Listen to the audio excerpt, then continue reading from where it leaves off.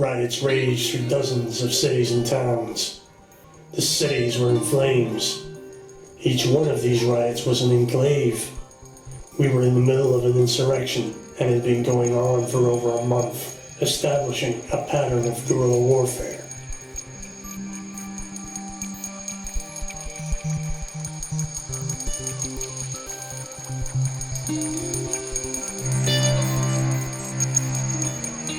Understandably, the government hesitated to commit troops to the suppression of domestic unrest. By acting so outwardly, it became touchy, trying to maintain the permanence of its duplicity and the image of its benevolent paternalism. These gave way under fire, and hundreds of millions of dollars worth of property damage to the realities of state, class interest, brute force, total disregard for the lives of all individuals. What matters is sacred property, control of the population, domination. Those who are in government today are perfectly well aware that their function is not to administer wealth, but to control it, and for the benefit of the ruling class. They will act against the violence of the population to protect their own grounds for violence.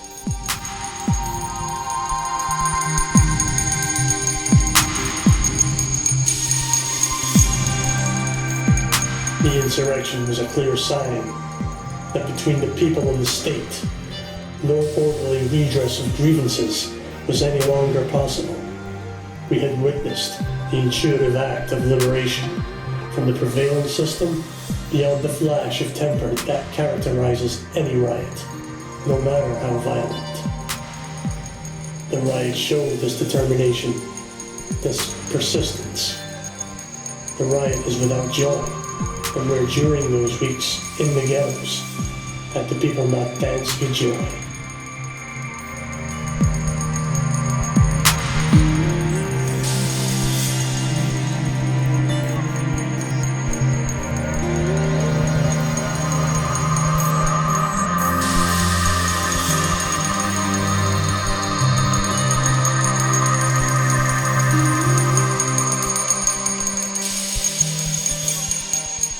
And me, as a soldier just returned from a distant conflict, what did I feel? Flying in the same planes, running under the same helicopters, and walking behind the same tanks.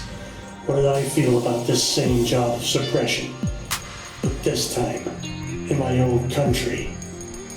I sat fingering my weapon nervously, and wondered about the first time I would be given an order to pull the trigger. That I would be told to shoot one of my own people.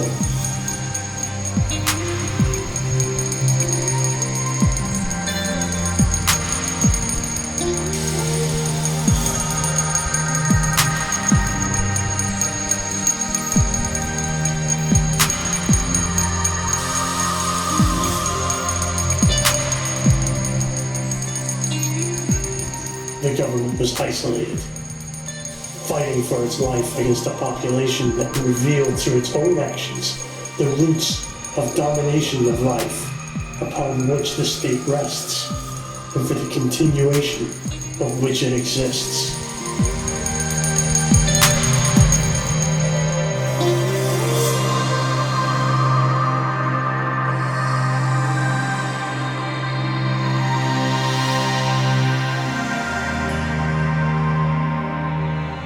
The cry of life was heard, and in those hours around the country, and the sound of it was like laughing at a funeral.